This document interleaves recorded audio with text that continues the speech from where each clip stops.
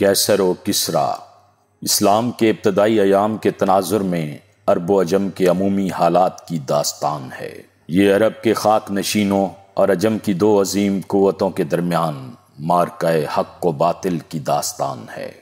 تو آئیے سنتے ہیں۔ قسط نمبر 13۔ پھر میں نے اسکندریہ کی ایک سرائے میں ملازمت کر لی۔ سرائے کا مالک ایک شریف آدمی تھا۔ اس نے میری محنت اور دیانتداری کی قدر کی اور 2 سال بعد مجھے اپنے کاروبار میں حصہ دار بنا لیا۔ اسی سال ایک شریف خاندان کی لڑکی سے میری شادی ہو گئی۔ اگلے سال سرائے کا مالک مر گیا۔ چونکہ اس کی کوئی اولاد نہ تھی، اس لیے اس کے بھائی اس کی جائیداد کے وارث بن گئے اور میں نے ان سے الجھنے کی بجائے علیحدہ تجارت شروع کر دی۔ میرے پاس زیادہ سرمایہ نہ تھا، لیکن میری بیوی کے بھائی نے میری مدد کی اور میں جلد ہی اپنے پاؤں پر کھڑا ہو گیا۔ پھر ایک سال مجھے تجارت کے سلسلہ میں یروشلم آنا پڑا۔ ہمارا قافلہ گرمیوں کی دوپہر گزارنے کے لیے اس جگہ اتر پڑا۔ ان دنوں یہ پرانی عمارت خالی پڑی تھی اور سڑک کے دوسری طرف صرف نان بائی کی ایک دکان تھی۔ ہم نے وہاں کھانا کھایا اور نان بائی سے گفتگو کے دوران مجھے یہ معلوم ہوا کہ یہ عمارت ایک قدیم سرائے ہے جو کئی بار اجڑی اور کئی بار آباد ہوئی ہے۔ چند سال قبل ڈاکوؤں نے یہاں ایک قافلے کو لوٹ کر سرائے کے مالک کے ایک بیٹے کو قتل کر دیا تھا۔ اس وقت سے یہ سرائے بند پڑی تھی اور اس کا موجودہ وارث جو اب یروشلم کا ایک بہت بڑا تاجر ہے، اس کے قریب سے گزرنا بھی پسند نہیں کرتا۔ مجھے یہ جگہ پسند آ گئی اور میں نے نان بائی سے اس کے مالک کا پتہ پوچھ لیا۔ اگلے ہی دن اس کے مالک سے میرا سودا ہو گیا۔ اس نے جو قیمت مانگی وہ میری توقع سے بہت کم تھی۔ اس عمارت کی حالت بے حد خراب تھی، لیکن مجھے توقع تھی کہ اس کی مرمت پر جو رقم صرف ہوگی وہ رائگاں نہیں جائے گی۔ یہ کمرہ میں نے بذات خود بڑی حیثیت کے لوگوں کے لیے تعمیر کرایا تھا۔ میں 1 سال تک اسکندریہ نہ جا سکا، لیکن اس عرصہ میں میرا کاروبار اس قدر ترقی کر چکا تھا کہ پڑوس کے نان بھائی نے اپنی دکان بند کر کے میرے ہاں ملازمت کر لی۔ لیکن اس دنیا میں زندہ رہنے کے لیے صرف ایک منافع بخش تجارت ہی کافی نہ تھی۔ میں یہ جانتا تھا کہ ماضی کے تاریک سائے اب بھی میرا پیچھا کر رہے ہیں اور حکومت کے کسی ادنا عہدہ دار، کلیسا کے کسی معمولی راہب کی ناراضگی میری تباہی کا باعث ہو سکتی ہے۔ میرے خلاف ان 2 جابر اور بے رحم طاقتوں کو حرکت میں لانے کے لیے کسی دشمن کا یہ کہہ دینا ہی کافی ہے کہ میرا باپ کلیسا اور میرا بھائی حکومت کا باغی تھا۔ چنانچہ میں اپنی کمائی کا ایک حصہ حکومت کے اہلکاروں اور کلیسا کے اکابر کی دوستی خریدنے پر صرف کرتا ہوں۔ اگر وہ اس طرف سے گزریں تو میری کوشش یہ ہوتی ہے کہ چند ساتھ وہ میرے پاس قیام کریں اور میں ان کی خدمت کروں۔ اگر وہ میرے پاس نہیں آتے تو میں خود تحائف لے کر ان کی خدمت میں پہنچ جاتا ہوں۔ ایک مرتبہ یروشلم کا بشب صرف پانی پینے کے لیے یہاں رکا تھا، لیکن میں نے چاندی کے برتنوں میں اسے کھانا کھلایا اور پھر یہ برتن اسے بطور نذرانہ پیش کر دیے۔ دوسری مرتبہ وہ یہاں آیا تو میں نے عرض کیا کہ میرا آبائی وطن بابلیون ہے، لیکن میں وہاں صرف اس لیے نہیں جا سکتا کہ میرے باپ اور بھائی کی بعض غلطیوں کے باعث وہاں کلیسا اور حکومت سے میری وفاداری کے متعلق بھی شکوک پیدا ہو چکے ہیں۔ میرے حال پر وہ اس قدر مہربان ہوا کہ مجھے بابلیون کے بشب کے نام ایک خط لکھ کر دے گیا۔ اس خط کا مفہوم یہ تھا کہ ہم نے کسی مصری کو فرمت سے زیادہ رومی سلطنت کا وفادار اور کلیسا کا جانثار نہیں دیکھا۔ اگر بابلیون میں اس نیک، مخلص اور اثار پیشہ آدمی کے متعلق کوئی غلط فہمی پائی جاتی ہے تو اسے دور کرنا آپ کا فرض ہے۔ پھر میں بابلیون گیا اور وہاں کے بشب کو یہ خط اور اپنی طرف سے سونے کا ایک پیالہ پیش کیا، اور اس کے بعد ماضی کی ساری سیاہی دھل چکی تھی۔ میرا آبائی مکان جو حکومت نے ضبط کر لیا تھا مجھے واپس مل چکا ہے۔ پتیوس کو میں نے اچھی قسم کی شراب پیش کی تھی اور اس کے بعد وہ میرا دوست ہے۔ تم مجھے ایک دوست سمجھ کر یہاں آئے ہو اور میں تم سے یہ باتیں اس لیے کر رہا ہوں کہ تمہیں میرے متعلق کوئی خوش فہمی نہ رہے۔ ظاہری اعتبار سے میں ایک کامیاب آدمی ہوں، لیکن امن اور سکون کی زندگی اختیار کرنے کے بعد میں نے ہر قدم پر یہ محسوس کیا ہے کہ میرا ضمیر مر چکا ہے۔ میں نے صرف اپنے جسم کی آسائش کے لیے سامان فراہم کیے ہیں، لیکن میری روح تاریکیوں میں بھٹک رہی ہے۔ میں ظلم، جہالت، وحشت اور بربریت کے خلاف اپنے ضمیر کی چیخیں سنتا ہوں، لیکن ظالموں کو خوش رکھنے کے لیے مسکرانے کی کوشش کرتا ہوں۔ جب میں مرنا چاہتا تھا تو میری روح زندہ تھی۔ میں نیک و بد کے متعلق اپنے جذبات کا اظہار کر سکتا تھا، اور جب میں نے زندہ رہنا ہی زندگی کا مقصد بنا لیا تو میں اس دنیا میں ایک انسان کا حقیقی مقام کھو چکا تھا۔ میں رومیوں کی غلامی کو ایک لعنت سمجھتا ہوں، لیکن میں نے ہر رومی کو یہ احساس دلانے کی کوشش کی ہے کہ میں تمہیں انسانیت کا محسن خیال کرتا ہوں۔ مجھے کلیسا کے ان خداؤں سے نفرت ہے جنہوں نے خانقاہوں کو زندہ انسانوں کا قبرستان بنا دیا ہے، لیکن مجھ میں یہ حوصلہ نہیں کہ ان کے خلاف زبان کھول سکوں۔ میں نے یہ راستہ اس لیے اختیار کیا تھا کہ میں ایک کمزور انسان تھا، لیکن تم مجھ سے مختلف ہو۔ تمہارے متعلق میں یہ جانتا ہوں کہ تم طوفان سے لڑنے کے لیے پیدا ہوئے ہو۔ تم زیادہ عرصہ ایک خاموش اور پرسکون زندگی پر قانے نہیں رہ سکو گے۔ پچھلی مرتبہ جب تم اس سرائے میں اس دیو قامت شامی پر ٹوٹ پڑے تھے تو میں بار بار یہ سوچتا تھا کہ کاش میری زندگی میں بھی چند ایسے لمحات آ سکتے۔ میرا مطلب یہ نہیں کہ میں خون خواری کو پسند کرتا ہوں، مجھے خون بہانے سے نفرت ہے، لیکن میں یہ محسوس کرتا ہوں کہ جب ظالم کی مخالفت یا کسی مظلوم کی حمایت میں اپنا خون اور گوشت پیش کر دینے کے سوا اور کوئی چارہ نہ ہو تو ایک انسان کے لیے اس سے بڑی ذلت اور کیا ہو سکتی ہے کہ اس کا ہاتھ اپنی تلوار کے قبضے تک نہ پہنچ سکے اور اس کے ضمیر کی آواز اس کے ہونٹوں تک نہ آ سکے۔ لیکن میں کئی بار اس قسم کی ذلتیں دیکھ چکا ہوں، اور آج میں اپنے سامنے ایک ایسے نوجوان کو دیکھتا ہوں جس کے ضمیر کی آواز نے اسے اپنے دشمنوں کی حمایت میں تلوار اٹھانے پر آمادہ کر دیا تھا، تو مجھے اپنی کمزوری پر شرم اور ندامت محسوس ہوتی ہے۔ عاصم، تم بہت بڑا صدمہ اٹھا چکے ہو، لیکن تم کمزور یا بے بس نہیں ہو۔ تم نے کوئی جرم، کوئی غلطی یا کوئی گناہ نہیں کیا، صرف اپنے لیے ایک نیا راستہ تلاش کیا تھا۔ اگر تمہارے پاؤں زخمی ہو گئے ہیں تو اس کا یہ مطلب نہیں کہ وہ راستہ غلط تھا۔ مجھے اس بات پر فخر ہے کہ ایک اولوالعزم انسان میرے پاس آیا ہے، اور میں تمہیں یہ سمجھانے کی کوشش کروں گا کہ تم پامال شدہ گزرگاہوں پر چلنے کے لیے پیدا نہیں ہوئے، تم عام انسانوں سے مختلف ہو۔ اب تم آرام سے سو جاؤ، جب تمہاری تھکاوٹ دور ہو جائے گی تو ہم اطمینان سے باتیں کریں گے۔ ممکن ہے میں تمہارے لیے کوئی ایسا مشغلہ سوچ سکوں جو تمہاری طبیعت کے موافق ہو۔ فرمس عاصم کے کندھے پر تھپکی دے کر اٹھا اور کمرے سے باہر نکل گیا۔ عاصم گہری نیند سو رہا تھا۔ فرمس اور اس کا نوکر ایک معمر عورت اور ایک دوشیزہ کے ساتھ کمرے میں داخل ہوئے۔ نوکر نے ایک گٹھڑی جس سے ان خواتین کے لباس کی طرح پانی ٹپک رہا تھا ایک کونے میں رکھ دی اور انگیٹھی میں بجھتے ہوئے انگاروں پر چند لکڑیاں رکھ کر آگ جلانے میں مصروف ہو گیا۔ فرمس نے رومی زبان میں کہا، مجھے دوپہر کے وقت پتیوس کا پیغام مل گیا تھا، لیکن یہ توقع نہ تھی کہ آپ اس موسم میں یروشلم سے نکلنا پسند کریں گی۔ میں ابھی آپ کا کمرہ خالی کرا دیتا ہوں۔ عورت نے، جس کی شکل و صورت اس کے عالی نسب ہونے کی گواہی دیتی تھی، کہا، یہاں کسی غیر معتمد آدمی کو ہماری آمد کا علم نہیں ہونا چاہیے۔ یہ کون ہے؟ یہ ایک مصیبت زدہ انسان ہے، میں اسے جانتا ہوں اور آپ اس پر اعتماد کر سکتی ہیں۔ یہ کہہ کر فرمس نے عاصم کو جگانے کی کوشش کی، لیکن اس نے آنکھیں کھولنے کی بجائے کچھ بڑبڑا کر کروٹ بدل لی۔ عمر رسیدہ عورت نے کہا، ٹھہرو، اسے جگانے کی ضرورت نہیں، ہم بہت جلد یہاں سے نکل جانا چاہتے ہیں، خدا کرے بارش تھم جائے، ہم دمشق پہنچنے سے پہلے اطمینان کا سانس نہیں لے سکتے۔ فرمس نے قدرے پریشان ہو کر پوچھا، آپ تنہا دمشق کا سفر کرنا چاہتی ہیں؟ اگر تم کوئی قابل اعتماد آدمی نہ دے سکے تو پھر ہمیں تنہا ہی سفر کرنا پڑے گا، ہمارے نوکر ہمارے ساتھ نہیں آ سکے۔ فرمس نے کہا، آپ بہت پریشان ہیں، معلوم ہوتا ہے کہ آپ کسی مصیبت میں گرفتار ہیں۔ پتیوس نے تمہیں کچھ نہیں بتایا؟ انہوں نے مجھے صرف یہ پیغام بھیجا تھا کہ یروشلم سے 2 معزز خواتین رات کے وقت یہاں پہنچیں گی اور مجھے ان کی ہر ممکن مدد کرنی چاہیے۔ میں آپ کو یہ بتانا چاہتا ہوں کہ پتیوس کا معمولی سا اشارہ بھی میرے لیے حکم کا درجہ رکھتا ہے اور آپ مجھ پر اعتماد کر سکتی ہیں، لیکن میں حیران ہوں کہ انہوں نے رات کے وقت آپ کو تنہا کیسے بھیج دیا۔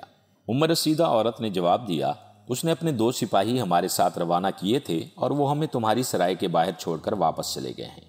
وہ یہ نہیں چاہتے تھے کہ انہیں یہاں کوئی ہمارے ساتھ دیکھ لے، شاید صبح ہوتے ہی یروشلم میں ہماری تلاش شروع ہو جائے۔ ان ظالموں نے ہمارے ایک نوکر کو ہلاک کر دیا ہے اور دوسرے کو گرفتار کر کے لے گئے ہیں۔ وہ ان سے یہ کہلوانا چاہتے تھے کہ میں اور میری بیٹی یروشلم میں ایرانیوں کی جاسوسی کر رہی ہے۔ یروشلم کے حاکم کو تو ہم پر دست درازی کی جرت نہیں ہوئی، لیکن اس کا اشارہ پا کر بعض راہبوں نے عوام کو ہمارے خلاف بہت مشتعل کر دیا تھا، اور مجھے ڈر لگتا تھا کہ اگر ایرانی لشکر دمشق پر قبضہ کرنے کے بعد یروشلم کی طرف بڑھا تو وہ ہماری بوٹیاں نوچ ڈالیں گے۔ یروشلم کا حاکم اس بات پر تلا ہوا تھا کہ ہم وہاں سے زندہ بچ کر نہ نکل سکے۔ فرمس نے پوچھا، وہ آپ کا دشمن کیوں تھا؟ وہ میرے والد کے ماتحت ایک نہایت معمولی افسر کی حیثیت سے کام کر چکا ہے، اور اسے وہ زمانہ نہیں بھولا جب میں نے اس کے منہ پر تھپڑ لگائے تھے۔ فرمس نے کہا، میں یروشلم کے حاکم کو اچھی طرح جانتا ہوں، اور مجھے ڈر ہے کہ اگر وہ آپ کا اس حد تک دشمن ہے تو آپ کے لیے دمشق یروشلم سے زیادہ محفوظ نہ ہوگا۔ ایرانیوں کی جاسوسی کا الزام آپ کے لیے ہر جگہ خطرناک ہو سکتا ہے۔ عورت نے تل ملا کر کہا، تم میرے والد کو نہیں جانتے، اگر میں دمشق پہنچ جاؤں تو یروشلم کے حاکم کے لیے اپنی جان بچانا مشکل ہو جائے گا۔ فرمس نے کہا، لیکن ایرانیوں کی پیش قدمی کے باعث دمشق کے حالات خاصے مخدوش ہو چکے ہیں۔ اگر خدا نہ خواستہ انہوں نے دمشق پر قبضہ کر لیا تو آپ کیا کریں گی؟ کیا یہ بہتر نہ ہوگا کہ آپ دمشق کی بجائے اسکندریہ کا رخ کریں؟ عورت نے جواب دیا، میرے والد دمشق میں ہیں، مجھے بہر صورت وہاں پہنچنا ہے۔ نوکر آگ جلا چکا تھا، نوجوان لڑکی انگیٹھی کے سامنے بازو پھیلائے کھڑی تھی۔ فرمس نے کہا، معاف کیجیے، مجھے یہ بھی خیال نہیں رہا کہ آپ سردی میں سے آئی ہیں۔ اس وقت آپ کا پہلا مسئلہ یہ ہے کہ آپ کو خشک کپڑے مہیا کیے جائیں۔ میں آپ کو چادریں دے سکتا ہوں، آپ کے لیے کھانا بھی تیار ہے۔ ہم کھانا کھا کر آئے تھے۔ نوجوان لڑکی نے کمرے کے کونے میں جا کر اپنی گٹھڑی کھولی اور بھیگے ہوئے کپڑے نکال کر دیکھنے لگی۔ فرمس نے اپنے نوکر سے کہا، تم یہ کپڑے لے جاؤ اور انہیں آگ کے سامنے اچھی طرح سکھا کر لاؤ۔ پھر وہ عمر رسیدہ عورت کی طرف متوجہ ہو کر بولا، میرے خیال میں یہ بہتر ہوگا کہ میں اس آدمی کو جگا کر نیچے لے جاؤں۔ آپ کو یقین ہے کہ اس کی موجودگی آپ کے لیے کسی پریشانی کا باعث نہ ہوگی؟ نہیں، اسے تکلیف دینے سے ہمیں کوئی فائدہ نہ ہوگا۔ تم ہمارے لیے کسی قابل اعتماد ساتھی کا بندوبست کرو۔ صبح تک اگر بارش نہ تھمی تو بھی روانہ ہو جائیں گے۔ مجھے ڈر ہے کہ اگر انہیں ہمارا پتہ چل گیا تو وہ ہمارا تعاقب ضرور کریں گے۔ فرمس نے کہا، آپ اطمینان رکھیے، میرے آدمی سرائے کے باہر پہرا دیں گے۔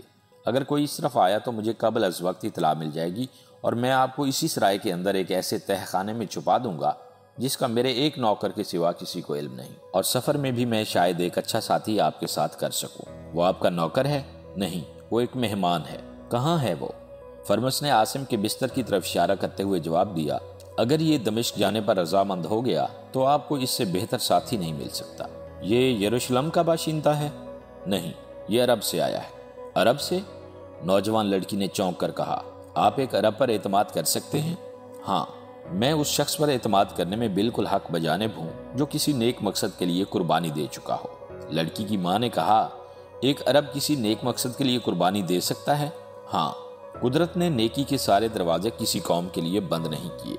لڑکی نے کہا، میں نے پہلی بار سنا ہے کہ ایک عرب بھی نیکی کر سکتا ہے۔ میں آپ کی تسلی کے لیے صرف اتنا کہہ سکتا ہوں کہ اگر آپ کی جگہ میری اپنی بیٹی ہوتی تو میں اس کے لیے بھی اس نوجوان سے بہتر محافظ تلاش نہ کر سکتا۔ شاید اس میں بھی کوئی مصلحت تھی کہ ہم نے اسے بے آرام نہیں کیا۔ اسے مدت کے بعد آرام کی نیند نصیب ہوئی ہے۔ اب مجھے اجازت دیجیے، میں بارش کا زور ٹوٹتے ہی آپ کے سفر کا بندوبست کر دوں گا۔ فرمس اور اس کا نوکر کمرے سے باہر نکل گئے۔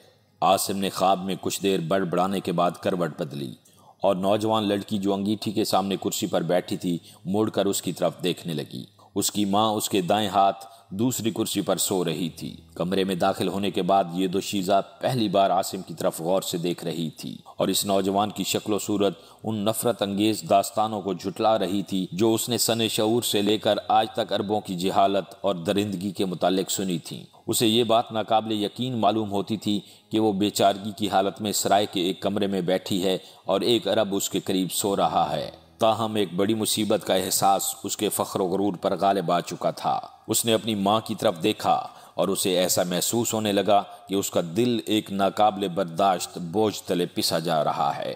عاصم اچانک دوبارہ بڑبڑایا اور بستر پر ہاتھ پاؤں مارنے لگا۔ اس کا لحاف ایک طرف گر پڑا۔ لڑکی کی حیرانی اضطراب میں تبدیل ہونے لگی۔ اسے ایسا محسوس ہو رہا تھا کہ نوجوان نیند میں کسی سے لڑ رہا ہے۔ اس کا چہرہ پسینے سے شرابور تھا۔ چند ثانیے بعد وہ خاموش ہو گیا اور کچھ دیر بے حس و حرکت پڑا رہا۔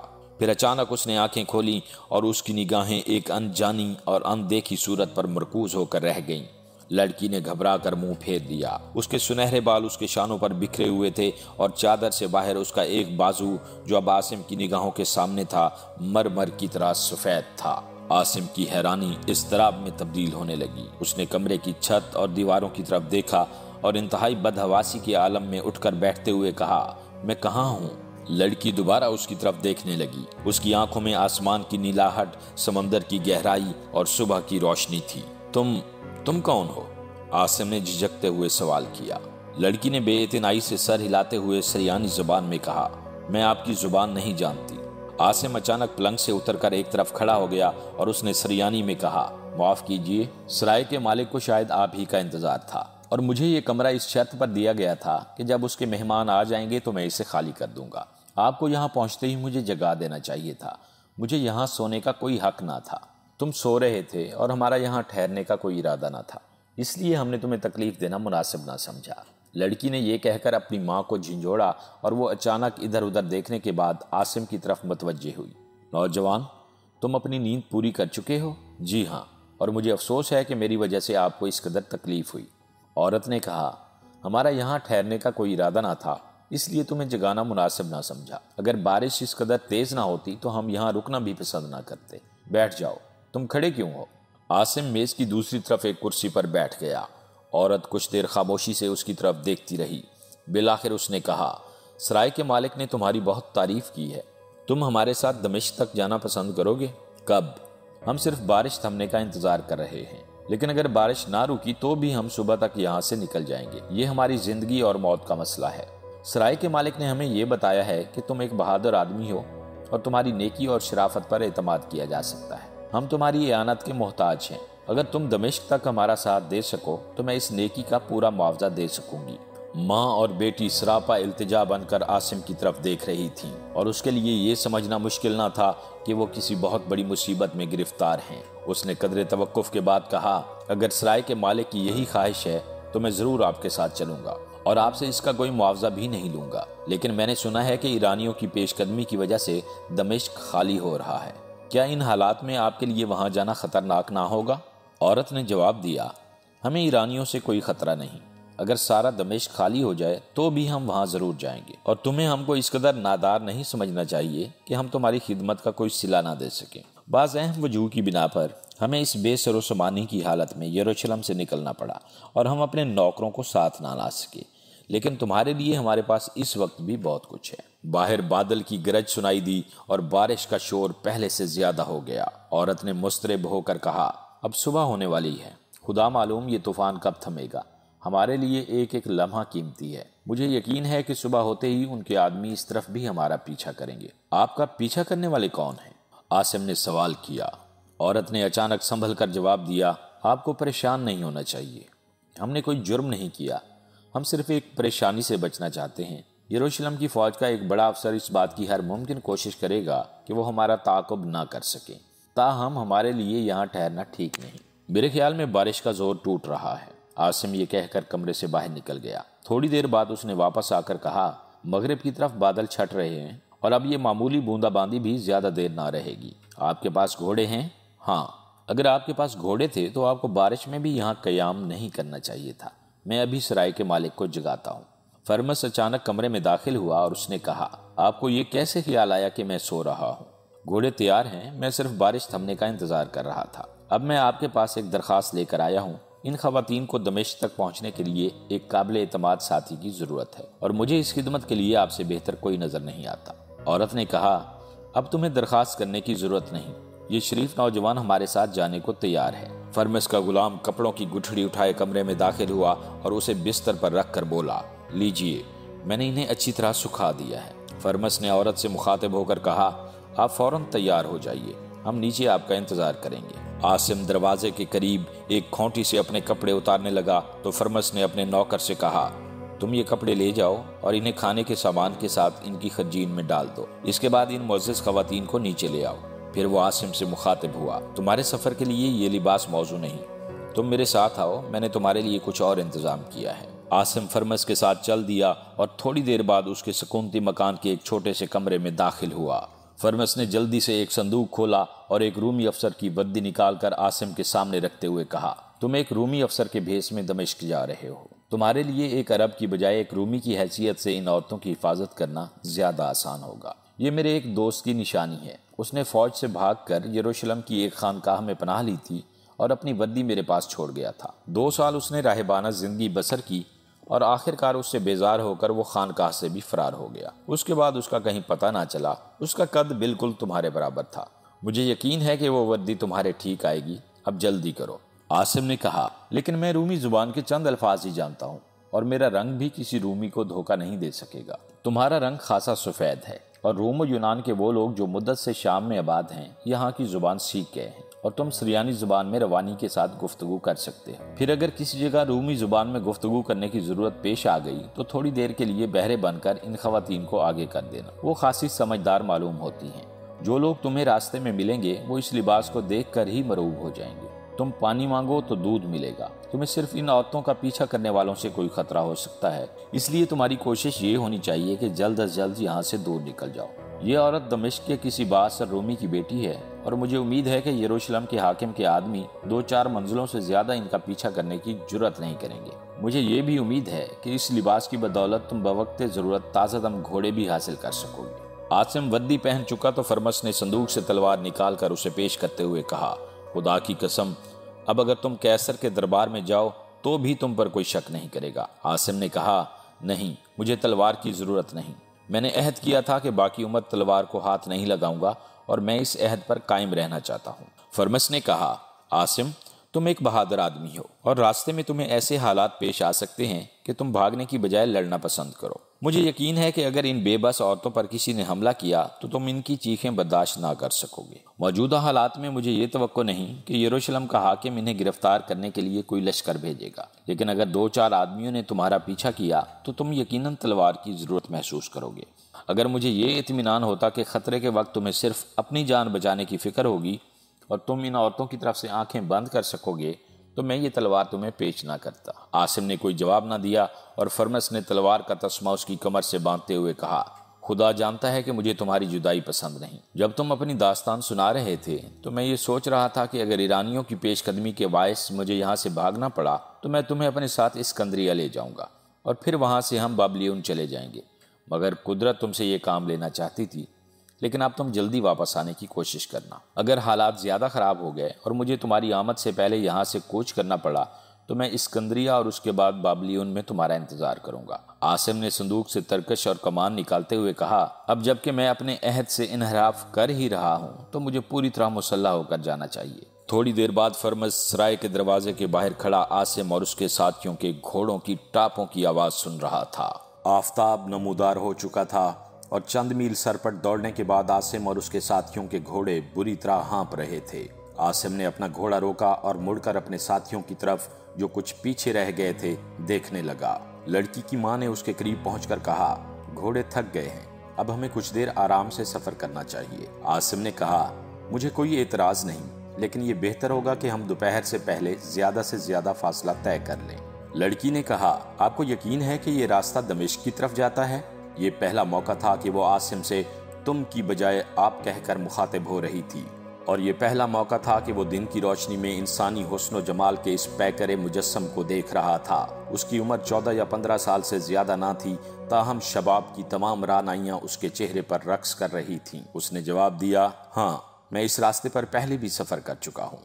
لڑکی نے کہا، ہم خاصی دور آ گئے ہیں، کیا یہ بہتر نہ ہوگا کہ تھوڑی دیر کسی جگہ سستانے کے لیے ٹھہر جائیں؟ نہیں، عاصم نے فیصلہ کن انداز میں جواب دیا، ہم دوپہر سے پہلے آرام نہیں کریں گے۔ ماں نے کہا، بیٹی، ہمت سے کام لو، ہماری منزل بہت دور ہے۔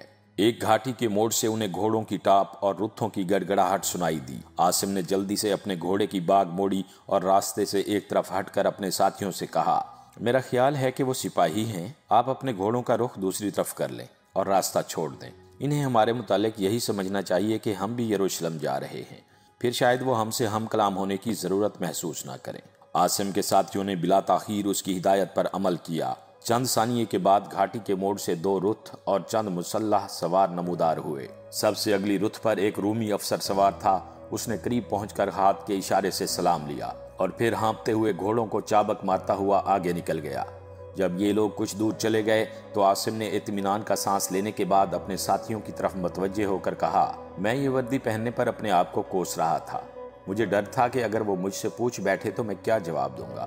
لڑکی بولی، تمہیں اس قدر پریشان ہونے کی ضرورت نہ تھی، یہ لوگ دمشق سے آ رہے تھے اور انہیں مروب کرنے کے لیے میرے ابا جان کا نام کافی تھا۔ میں اگر انہیں یہ بھی بتا دیتی کہ تم ایک عرب ہو اور تم نے صرف ہماری خاطر ایک رومی کا بھیس بدلا ہے تو بھی وہ تمہیں کچھ کہنے کی جرت نہ کرتے۔ دمشق کی فوج کے تمام عہدیدار میرے ابا جان کو جانتے ہیں، ہمیں اگر کوئی خطرہ پیش آ سکتا ہے تو صرف یروشلم کے حاکم کے آدمیوں سے۔ عاصم نے کہا، اگر یروشلم کے حاکم کے آدمی آپ کی تلاش میں اس طرف روانہ ہو چکے ہیں تو راستے میں ان لوگوں سے انہیں آپ کا پتہ مل جائے گا۔ اس صورت میں آپ کو آرام کے لیے بہت کم وقت ملے گا، اب چلیے۔ عاصم نے اپنے گھوڑے کو ایڑ لگا دی۔ ماں اور بیٹی نے بے بسی کی حالت میں ایک دوسرے کی طرف دیکھا اور بغیر کچھ کہے اس کے پیچھے چل پڑی۔ ایک ساتھ بعد یہ لوگ ایک سرسبز وادی میں داخل ہوئے جہاں ایک چھوٹی سی ندی بہہ رہی تھی۔ گندم اور جو کے لہلہاتے کھیتوں میں کہیں کہیں زیتون کے درخت کھڑے تھے۔ سامنے تھوڑی دور کسی بستی یا قصبے کے آثار دکھائی دے رہے تھے۔ عاصم نے سڑک سے اتر کر ندی کے کنارے گھوڑا روکا اور اسے پانی پلاتے ہوئے اپنے ساتھیوں کی طرف متوجہ ہو کر کہا، میرے خیال میں ہمیں اس بستی کی بجائے یہیں کسی جگہ تھوڑی دیر آرام کر لینا چاہیے۔ आप अपने घोड़ों को पानी पिलाएं, उसके बाद हम कोई मौजूद जगह तलाश करेंगे। लड़की घोड़े से उतरी और ओक से पानी के चंद घोंट पीने के बाद निढाल सी होकर नदी के किनारे बैठ गई। माँ ने बेटी की तकलीद की, लेकिन आसिम ने कहा, आप अपने घोड़ों की बागें पकड़ लें, वरना ये पानी पीते ही भाग जाएंगे। लड़की बादिले नाखास्ता उठी और अपने घोड़े की बाग पकड़कर बोली, हमारे घोड़ों में अब भागने की हिम्मत नहीं। आसिम ने अपना घोड़ा आगे बढ़ाकर दूसरे घोड़े की बाग पकड़ ली और कहा, भूखे घोड़ों के लिए ये लहलहाते खेत खासे सब्र आजमा साबित हो सकते हैं। आप जरा हिम्मत से काम लें, हमारे लिए सड़क के करीब ठहरना मुनासिब नहीं। लड़की ने कहा, लेकिन अब मुझ में घोड़े पर दोबारा सवार होने की हिम्मत नहीं। आसिम ने कहा, चंद कदम पैदल चलना आपके लिए सूदमंद होगा, आइए। माँ उठते हुए बोली, चलो बेटी, ये दुरुस्त कहते हैं, हमें मामूली तकलीफ से बचने के लिए सड़क के किनारे रुकने का खतरा मोल नहीं लेना चाहिए। लड़की मुंह बसोरती हुई उनके पीछे चल पड़ी। वो कुछ देर नदी के किनारे चलते रहे। एक छोटा सा टीला अबूर करने के बाद आसिम ने इधर उधर देखा और कहा, मेरे ख्याल में ये जगह ज्यादा महफूज है, कम से कम हमें सड़क की तरफ से कोई नहीं देख सकेगा। लड़की और उसकी माँ जमीन पर बैठ गईं और आसिम ने तीनों घोड़े जैतून के दरख्तों से बांध दिए। फिर अपनी खुर्जीन से एक गठड़ी जिसमें खाना बंधा हुआ था निकाली और उसे अपने साथियों के आगे रखकर खोलते हुए कहा, आपको थकावट से ज्यादा भूख महसूस हो रही होगी। देखिए, हमारे मेजबान ने किस कदर तकल्लुफ से काम लिया है। ये खाना हमारे पूरे सफर के लिए काफी होगा। लड़की ने कहा, क्या आपके ख्याल में हमें अगली मंजिलों में भी इसी बासी खाने पर इक्तफा करना पड़ेगा?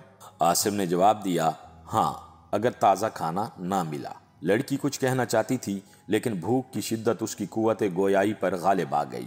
फिर गोश्त के चंद टुकड़े और रोटी के चंद निवाले खाने के बाद उसने कदरे ताज़ा दम होकर कहा, देखिए, मैं आपकी एक गलत फहमी दूर करना चाहती हूँ।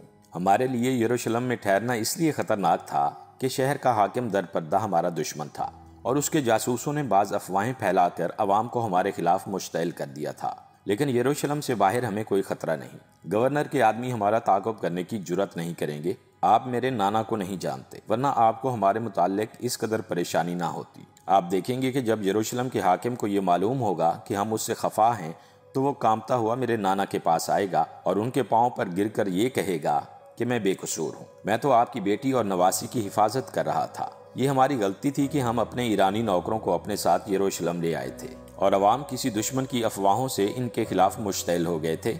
इसलिए आप हमें भेड़ बकरियों की तरह हाँकने की कोशिश ना करें, मैं बहुत थक गई हूँ। लड़की की माँ ने कहा, फस्तीना, ये तुम क्या कह रही हो? तुम अच्छी तरह जानती हो कि हमारी इज्जत और हमारी जानें खतरे में हैं। हमारा एक नौकर अब भी एंड्रोनेक्स की कैद में है और उसका कसूर सिर्फ ये था कि उसने हमारे खिलाफ कोई बयान नहीं दिया।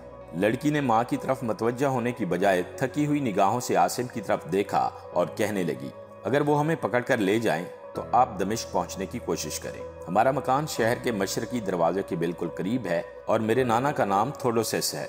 जब आप उन्हें ये बताएंगे कि आपकी फस्तीना गिरफ्तार होने से पहले बारिश के तूफान में यरूशलेम से निकली थी और फिर उसने इतना लंबा सफर तय किया था, तो आप देखेंगे कि वो यरूशलेम के गवर्नर के साथ क्या सलूक करते हैं। और आप मेरे बाप के मुतालिक भी नहीं जानते। अम्मा जान, आप इन्हें बताइए कि मेरा बाप कौन है, फिर इन्हें यकीन आ जाएगा कि हमें कोई खतरा नहीं और हम दमिश्क तक इत्मीनान से सफर कर सकते हैं। फस्तीना की माँ और आसिम इज़्तिराब व परेशानी की हालत में उसकी तरफ देख रहे थे और थोड़ी ही देर में फस्तीना आंखें बंद किए गहरी नींद में बड़बड़ा रही थी। आसिम ने कहा, आप भी थोड़ी देर आराम कर लीजिए। फस्तीना की माँ ने जमीन पर लेटते ही आंखें बंद कर लीं और थोड़ी देर बाद अपनी बेटी की तरह वो भी गहरी नींद सो रही थी।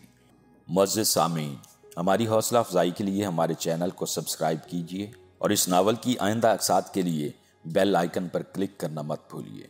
शुक्रिया।